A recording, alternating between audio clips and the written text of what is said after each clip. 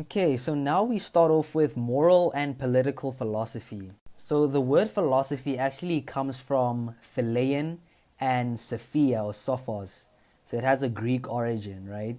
And it's loving and wise, right? And it basically means love of wisdom. So, but what is moral philosophy or ethics?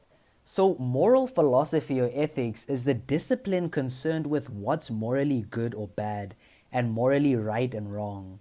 So, it's the branch of learning that deals with the nature of morality and the theories that are used to arrive at decisions about what one ought to do and why. Now, let's take a look at the right thing to do. Doing the right thing.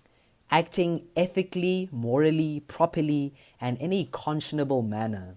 So maintaining your character even when no one is watching. Let's take a look at the case for unfettered free markets. For example, price gouging.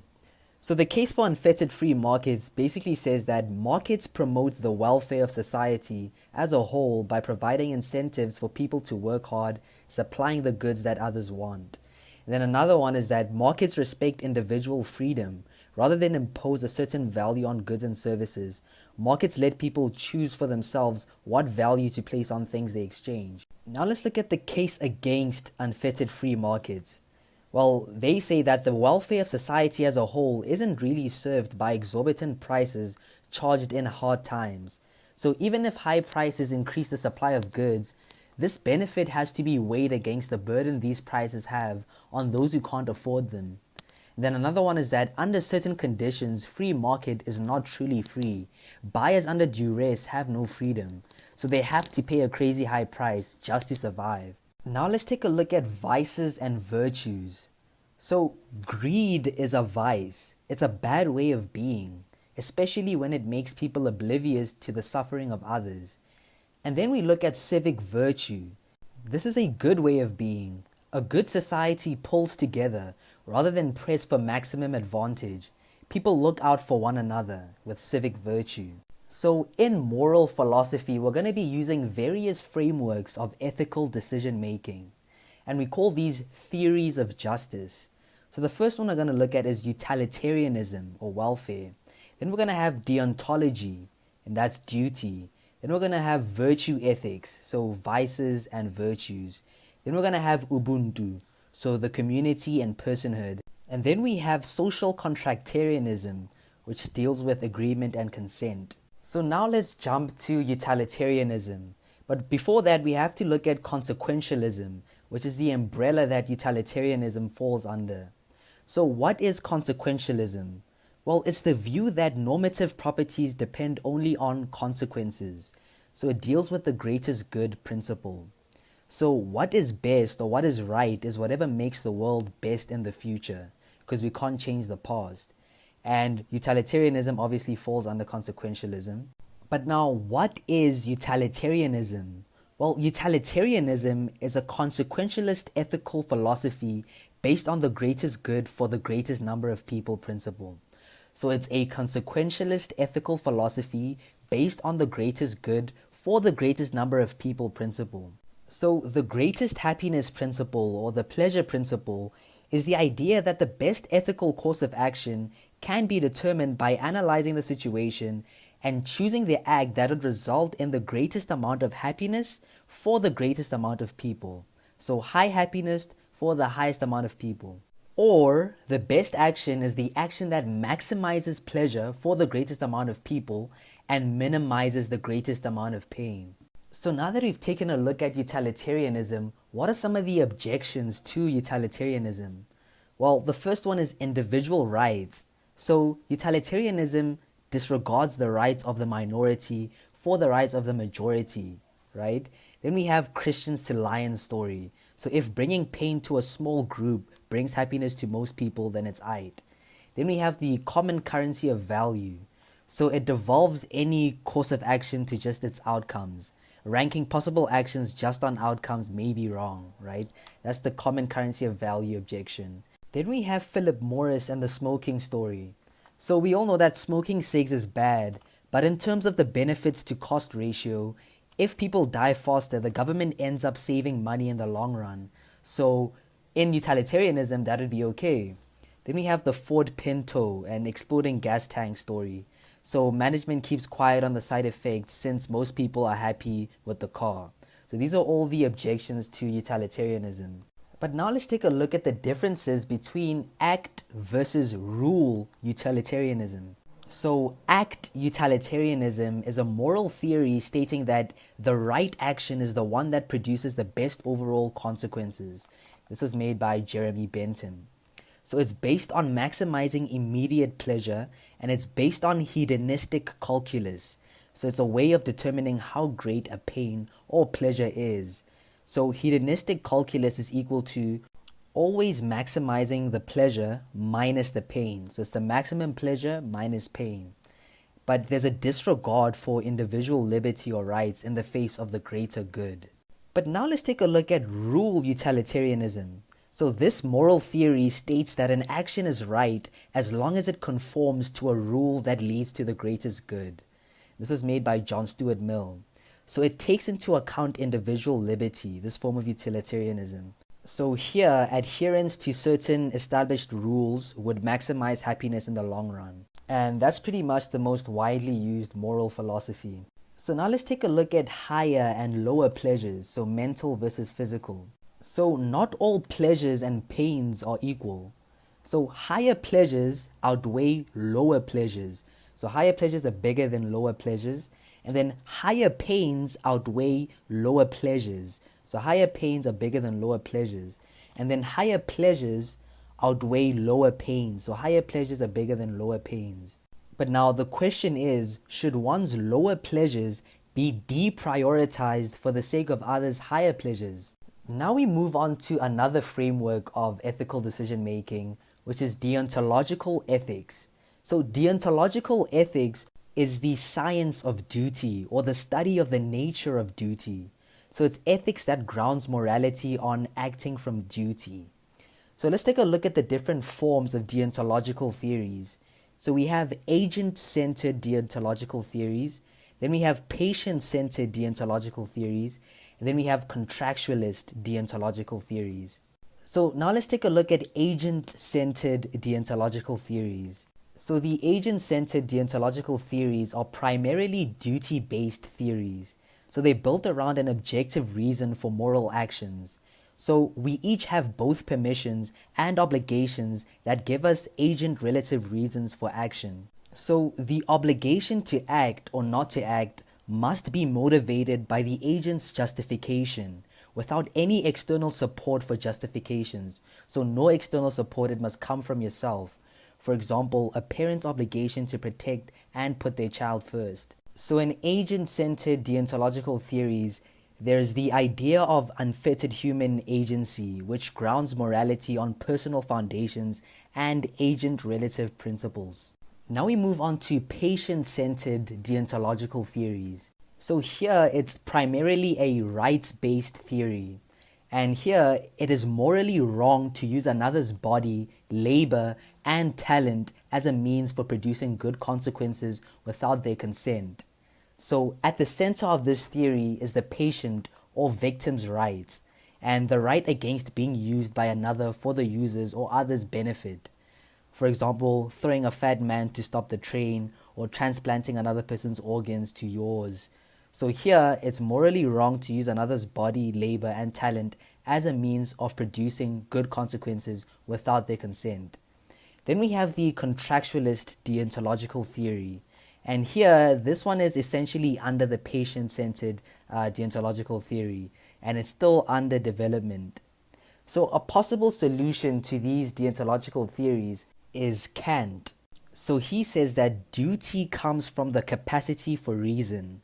So reason is a priori inherent, so it's not dependent on external observation or experience. So he says that reason is a priori inherent and it's not dependent on external observation or experience. So now let's look at Kant and the categorical imperatives. So let's talk about freedom. So freedom is basically acting towards an end. And we have heteronymous, so external end, versus antonymous, the law we give ourselves. When your internal law comes from reason, then you'll act out of duty. So doing something just because it's right. So when your internal law comes from reason, then you'll act out of duty. You'll know what your duty is because it's rooted in a priori reasoning. So a priori reasoning, something that's already within. So in terms of morality, freedom, and reason, in terms of morality, we're looking at duty versus inclination. Freedom, we're looking at autonomy versus heteronomy. And in terms of reason, we're looking at categorical versus hypothetical imperatives. So what Kant says is that we're not just sentient beings governed by pleasure or pain. We're also rational beings capable of reason. If reason determines will, will becomes the power to choose independent of nature or inclination. So will becomes the power to choose independent of nature or inclination. So now let's take a look at categorical versus hypothetical imperatives. So a hypothetical imperative is conditioned upon another end. For example, don't steal if you want to stay out of jail, or use an umbrella in case it rains.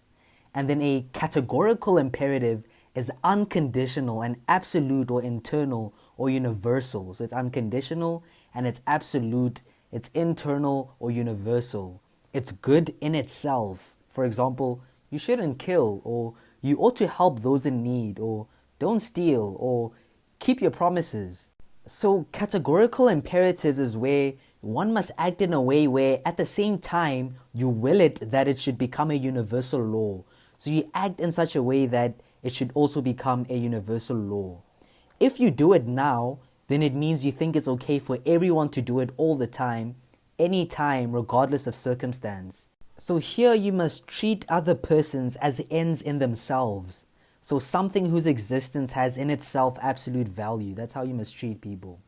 Instead of means to an end. So you treat other persons as ends in themselves instead of means to an end.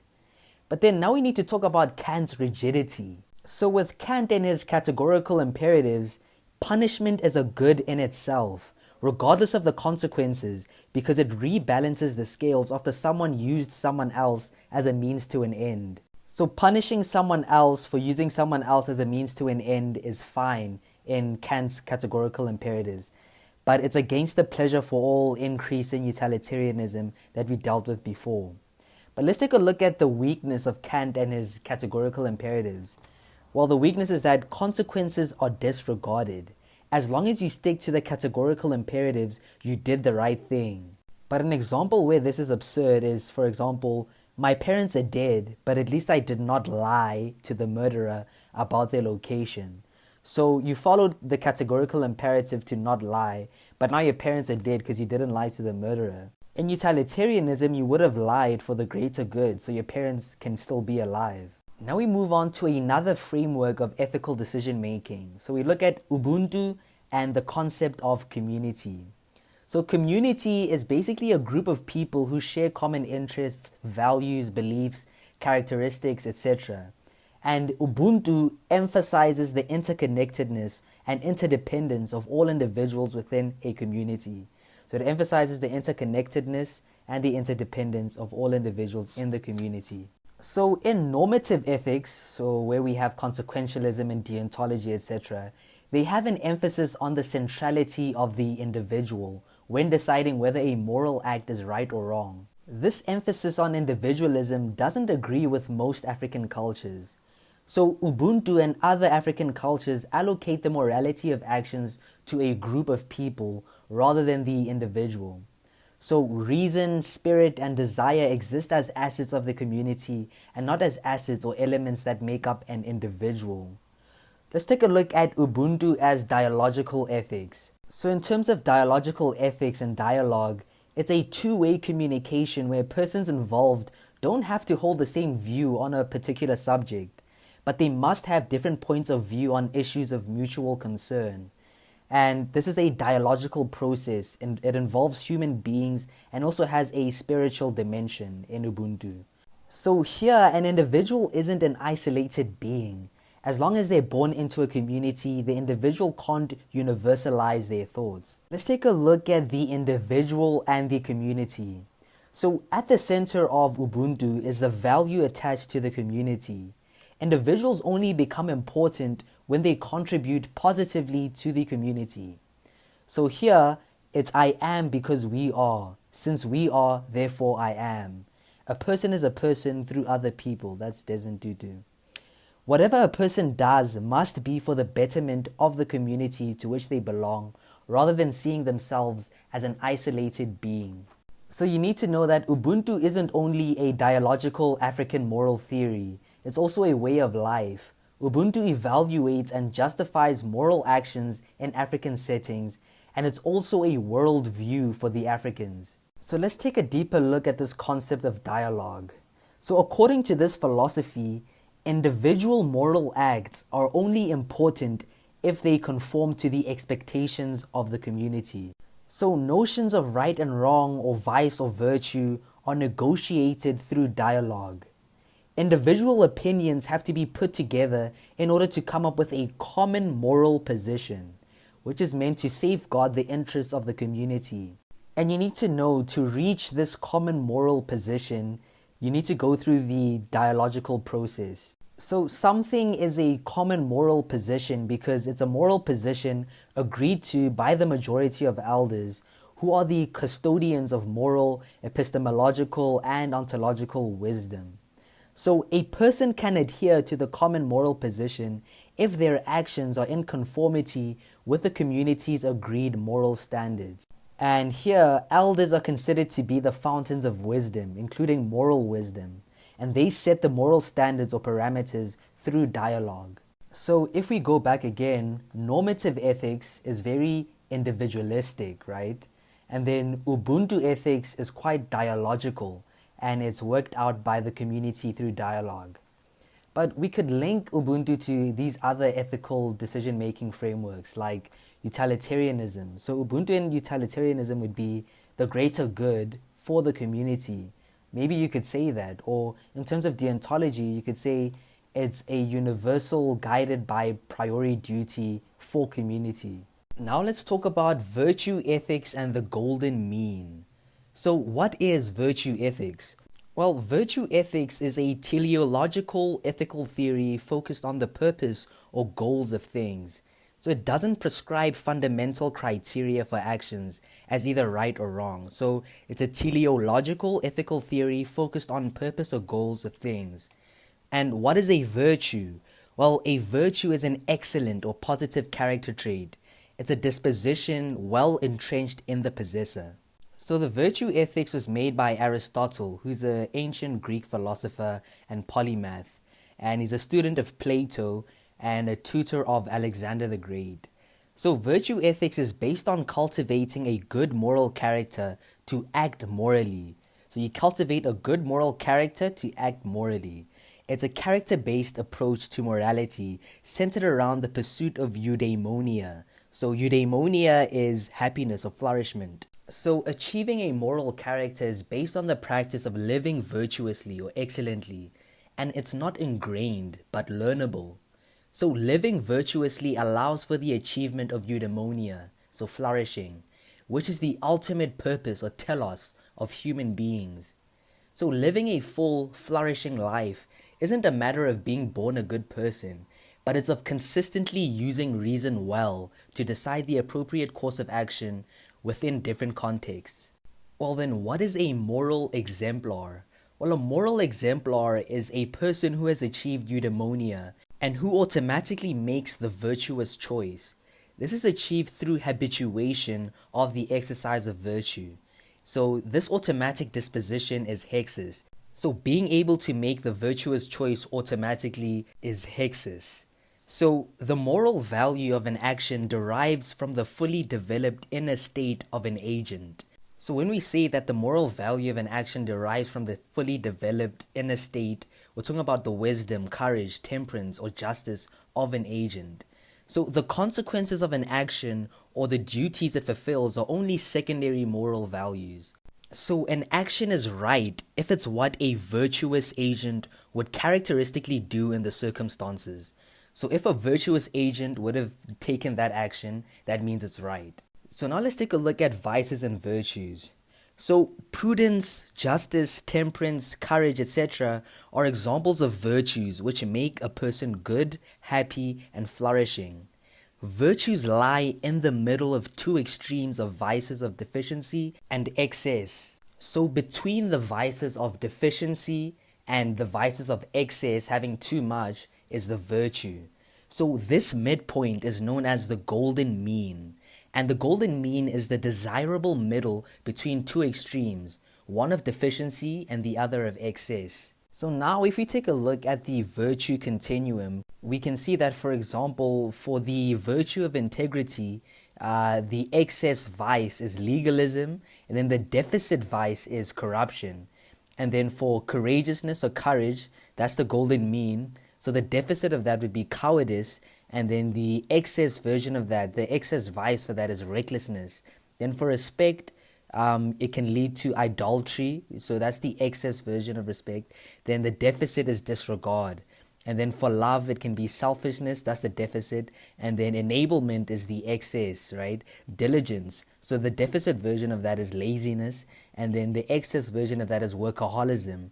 Then let's say for discernment, the deficit version of that would be foolishness. And then the excess version of that would be judgmentalism or cynicism. So other ethical theories are concerned with the right action. But with virtue ethics is concerned with the character of the actor. So the benefits of this is that it leaves room for actions dependent on the nuances of the situation, unlike Kant.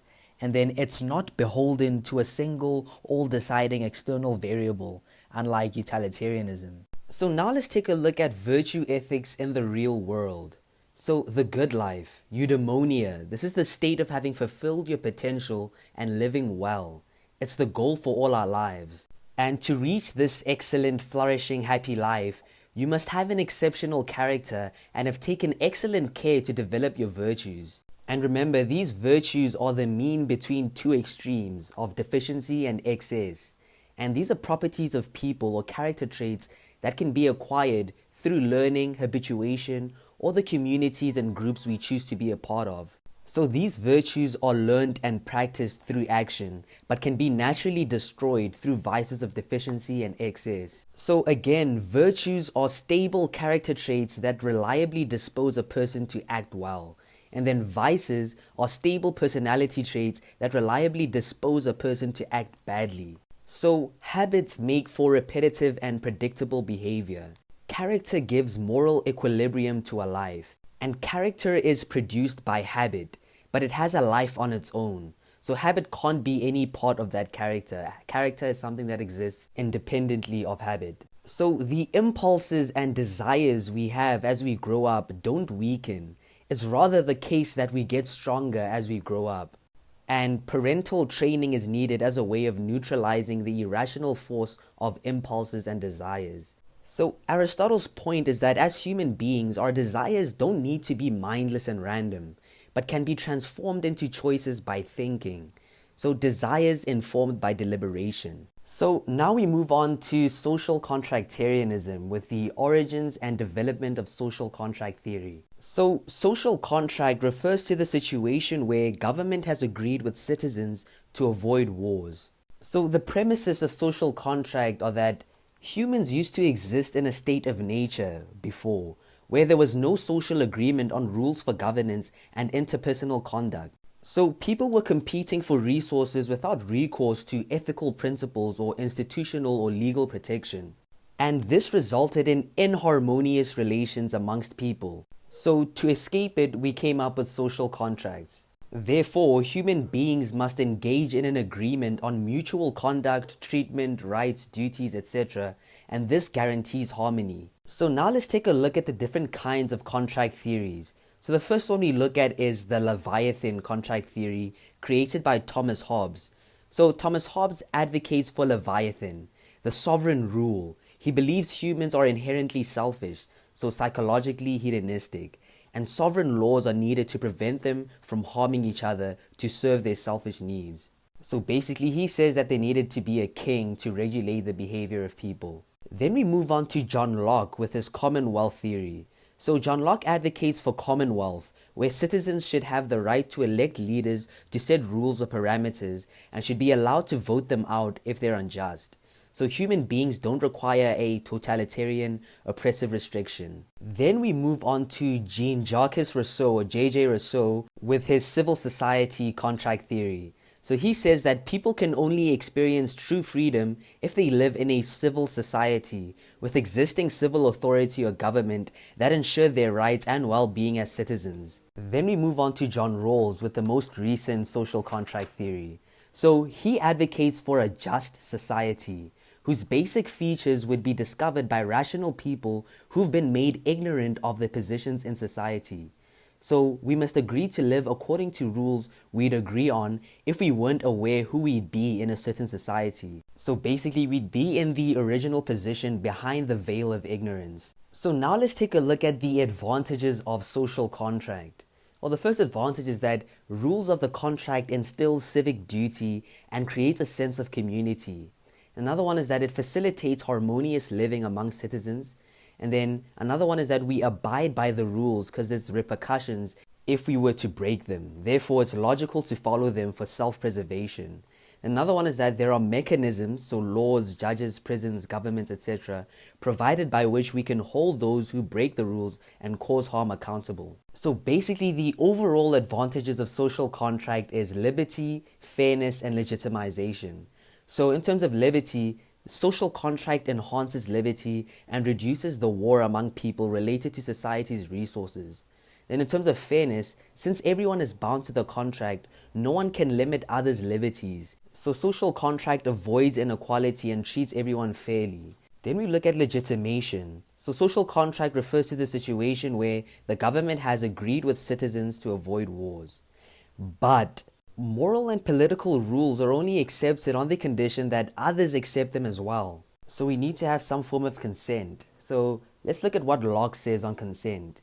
Well, Locke claims that consent is a necessary condition for political authority and political obligation.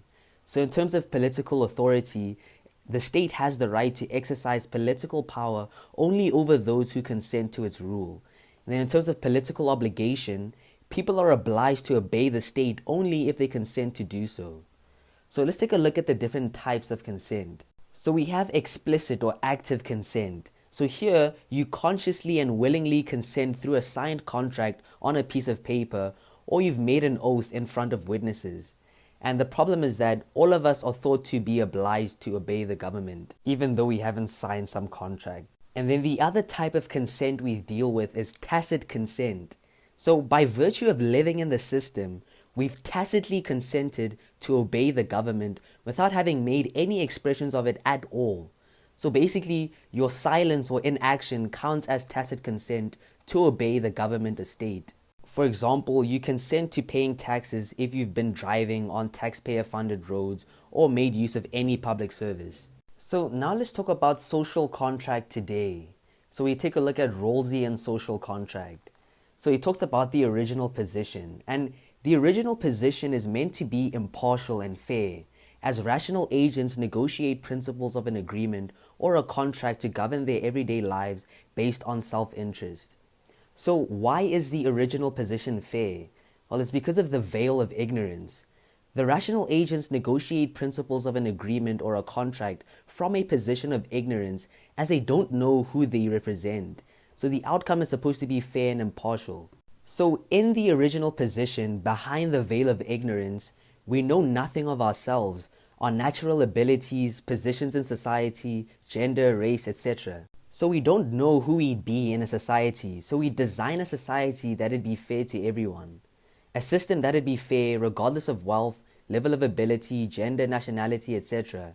And this leads to an egalitarian society. But now let's take a look at a problem with the Rawlsian contract.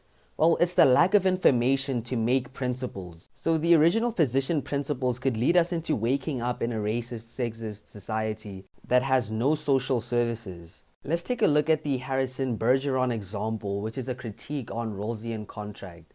So it's a short story by Kurt Vonnegut Jr., and it's a story about the super talented Harrison. So he's smart, athletic, good looking, etc. And the question is, do we impede or stifle his natural talents to force him to be equal to others? Or maybe we could let him use his abilities in such a way that he benefits others. So the story suggests total equality is impossible, and attempting to achieve it can lead to oppressive control, conformity, and stifling of individual creativity and potential. So basically, the moral of the story is that differences should be celebrated rather than suppressed. So now let's take a look at the differences between equality and equity. Well, equality is when each individual group of people is given the same resources or opportunities. So exactly the same resources and opportunities. And then equity recognizes that each person has different circumstances and allocates the exact resources and opportunities needed to reach an equal outcome.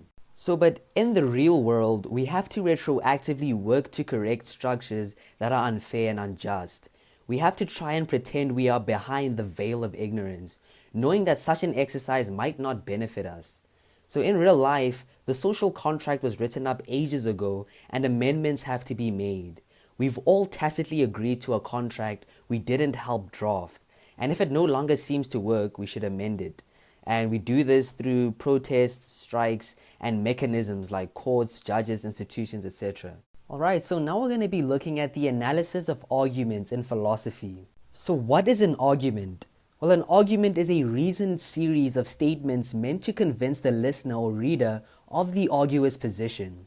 Arguments are not the same as statements or opinions, because statements or opinions can be given without reason. So a fundamental part of critical thinking is being able to identify, construct, evaluate, and defend or attack arguments. So what's the difference between arguments and statements? Well, a statement is an opinion that is not conclusive.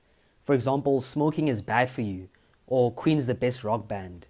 There's no reasoning behind it. Then what about an argument? Well, an argument contains reasoning that helps substantiate a statement. For example, smoking's bad for you because cigarettes contain proven carcinogenic substances, or due to the innovative nature of their music, persistent relevancy, and broad commercial appeal, Queen's the best rock band. So now let's take a look at the structure of arguments. Well, arguments have two main parts, the premises and the conclusion. The premises are the reasons given. It's used to support and prove the conclusion. And then the conclusion is the position that's being argued for. It's the main claim of the argument that the argument tries to prove by using the premises. Let's talk about unnecessary info in arguments.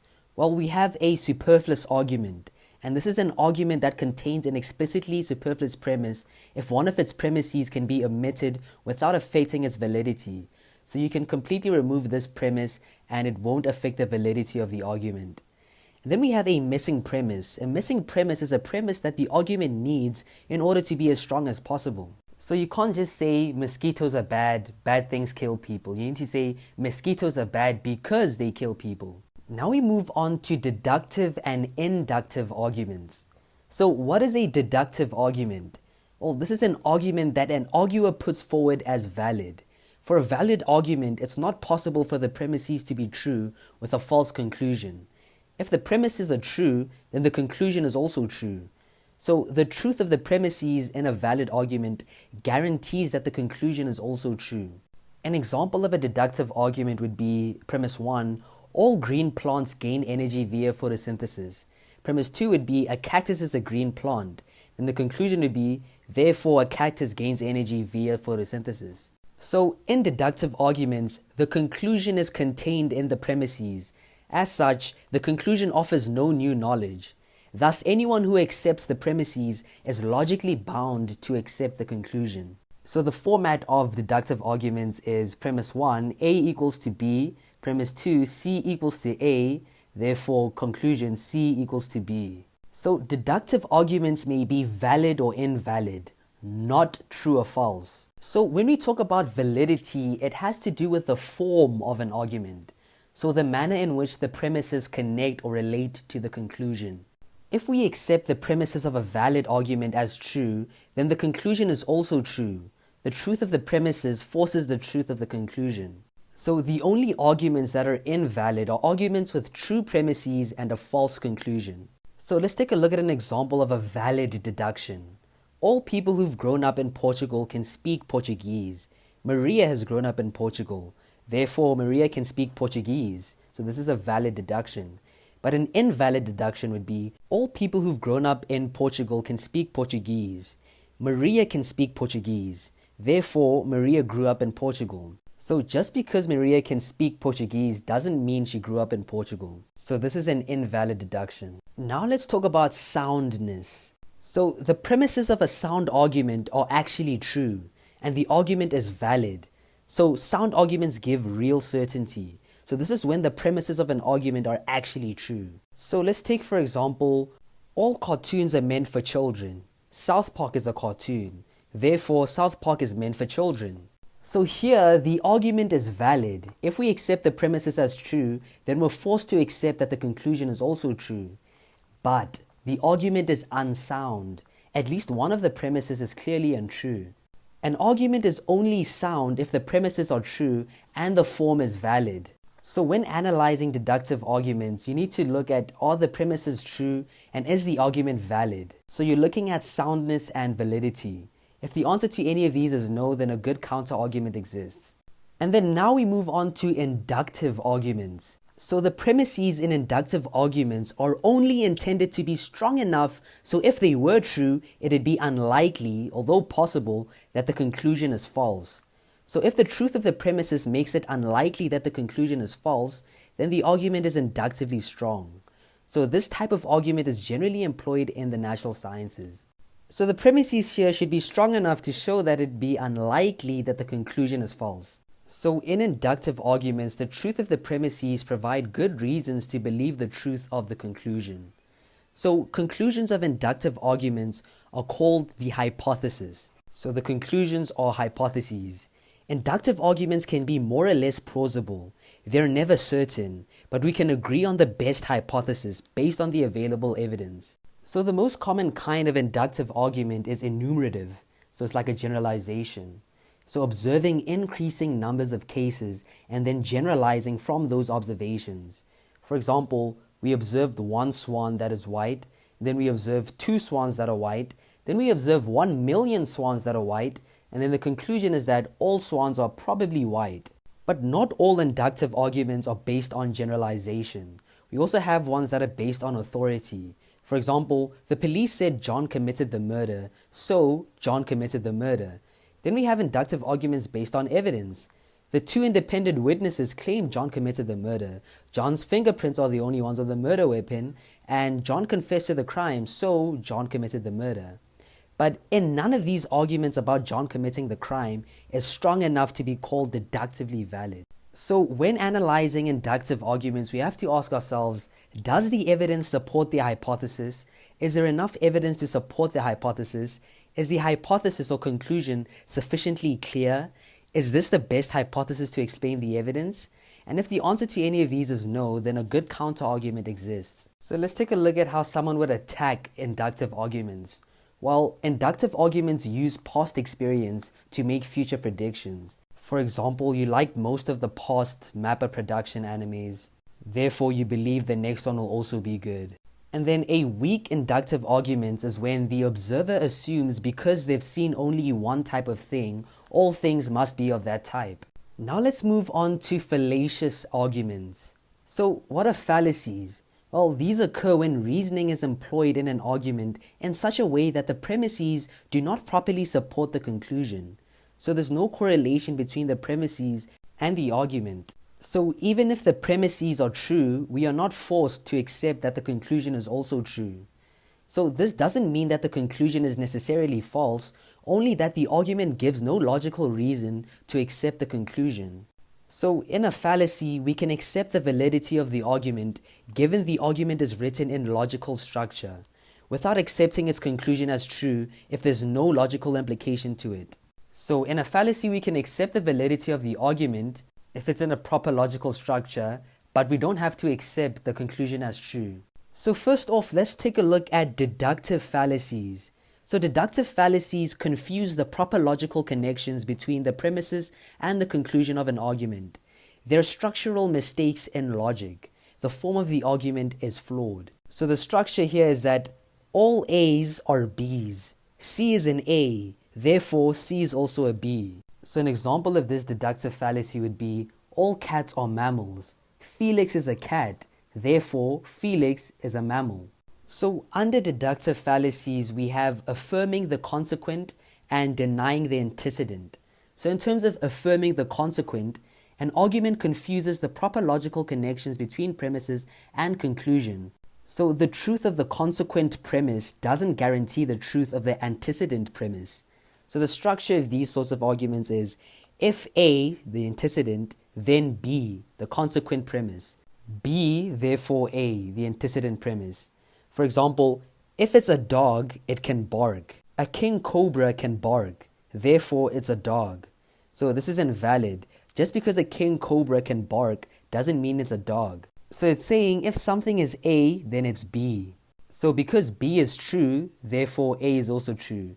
So it's affirming the consequent. So affirming the consequent is an invalid deductive argument where just because B doesn't necessarily mean A. So just because something is B doesn't necessarily mean it can do A. The next type of deductive fallacy we have is denying the antecedent. So this confuses the proper logical connections between the premises and conclusion. And here, the fact that the antecedent premise is false doesn't guarantee the falseness of the consequent premise. So the structure of these arguments is if A, the antecedent, then B, the consequent. So if it's not A, therefore it's not B. An example of this is if a film stars Tom Hanks, then it's good. The Great Gatsby doesn't star Tom Hanks, therefore it's not good. So this is a fallacy because just because it's not A, just because something is not something, doesn't mean it can't be something else. So just because it's not A doesn't mean it can't be B. And then another type of deductive fallacy we have is the false dilemma. So the argument unfairly presents too few choices and then implies that a choice must be made among this short menu of choices. And there's less choices than actually possible. So the structure of these arguments are choose between A and B only. For example, you are either dead or alive. Another example is either you believe that the earth is the center of the universe or you're a heretic and a blasphemer. So it's a false dilemma because it gives no other choices in between. Another example is you're either a good person or you're not, but you could just be an okay person. So the type of deductive fallacies we have is affirming the consequent, denying the antecedent, and then the false dilemma. Now we move on to inductive fallacies. So inductive fallacies misrepresent the strength of the evidence contained in their premises. So these can be spotted by interrogating the quantity and quality of evidence supplied by the argument's premises. So a strong inductive argument would be every dog documented on planet Earth has had the ability to bark. Therefore, all dogs we see in the future will also bark. So the frequency of the observation is high enough for it to be strong, right? Then we have a weak inductive argument. For example, I've seen 3 green Hondas driving around UP. Therefore, the university campus is full of green Hondas. So here, the frequency of observation is too low for it to be valid. So the first type of inductive fallacy we have is the hasty generalization.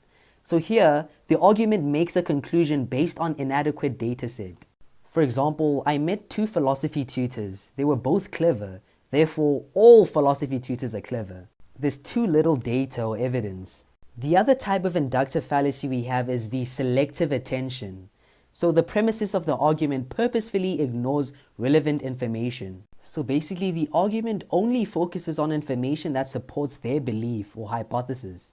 For example, Sarah thinks that all cats are friendly since all cats she's encountered have been friendly towards her. But one day a cat is grumpy to her, but she still thinks that all cats are friendly and that one cat was an anomaly. And then the other type of inductive fallacy we have is a false cause. So in a false cause, the argument concludes that one thing is the cause of another thing without sufficient evidence. For example, I wore my lucky charm this week. I got a distinction for my test this week. Therefore, my lucky charm helped me get that distinction for the test. But there's so many other factors that could have led to you getting the distinction and not just your lucky charm. So the types of inductive fallacies we have are the hasty generalization, selective attention, and the false cause. So how do you approach the question of critiquing an argument? Well, you have to look at what's the argument trying to convince us of. So you need to identify the conclusion. What is it trying to convince us of? And then you need to look at how's the argument trying to convince us of this thing. So you need to explain the basic principles of the moral theory being used in the argument and explain how and why the argument is being presented as theory X's argument. So you need to look at how the argument is trying to convince us of that thing by explaining the moral theory that it's using and why the argument basically connects to that theory. And then lastly, you need to look at how would an alternative theory argue. So you need to refer to the basic principles of the other moral theory, one that you've been asked to use. So by critiquing, they're asking us to show why the theory you're using would require an alternative justification and action.